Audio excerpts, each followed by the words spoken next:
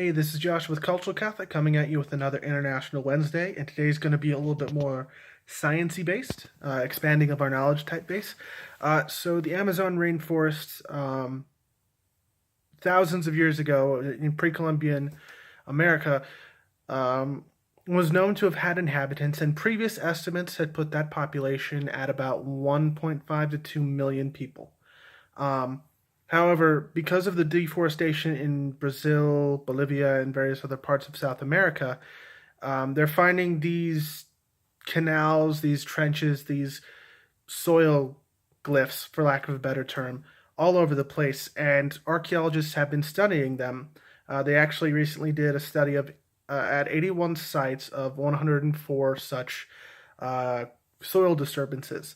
And what they found are the markings of civilization, that would be ceramics, fertilized or dark earth, stone axes, and things, and even garbage dumps. And this is really, really interesting and important because previously all of the inhabitants were thought to live on specific floodplains and be fairly nomadic, which tends to keep populations fairly small.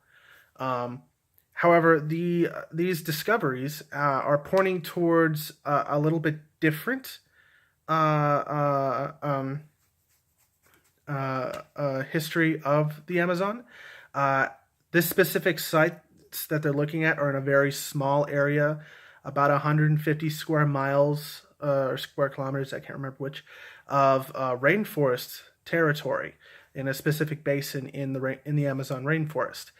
And the settlements that they found there have ranged from smaller hamlets to larger fortified cities, and it is known that pre-Columbian America was more populous than the Old World was.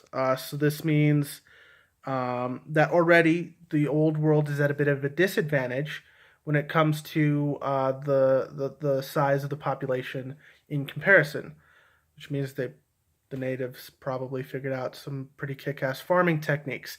Anyways, um, and by Old World I mean Europe.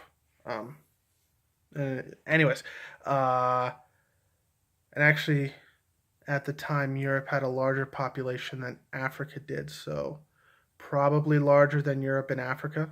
Anyways, um, so uh, um, this one specific area, they estimate that the population of these various settlements ranges between 500,000 and a million individuals, which puts the entire estimation of what of the people who lived in the Amazon was in pre-Columbian America. Um, Now, what's important about this, besides completely changing our understanding of the region's history, it also can help us understand how the rainforest can bounce back from human interventions. Because right now there's a lot of deforestation going on as South America encroaches on rainforest territory to expand for farming and manufacturing and settlements.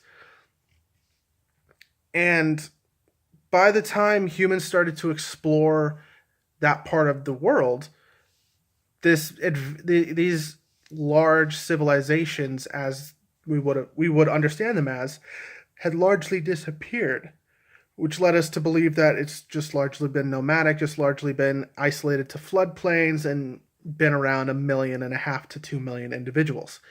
Um, so if these larger settlements existed, that means that humans have impacted the region a lot more than previously thought. And uh, by studying these settlements, by studying how these people lived, which is what archaeology does, policymakers in the region would then be able to make much more informed decisions. Um, but as a Even though it wasn't something that I studied extensively, two of my favorite classes were anthropology classes while I was in college. And archaeology falls squarely into the anthropology um, sphere, and I still find anthropology fascinating beyond all measure. Not as fascinating as history, don't get me wrong, but it's still a fascinating field to learn about. And I think if we can expand our knowledge not only of the human experience, but also of how to how to lessen our negative impact on the environment, this is great as far as I'm concerned. So yeah, pretty fascinating stuff going on in South America right now. So this is Joshua with Cultural Catholic signing off. I will see you tomorrow.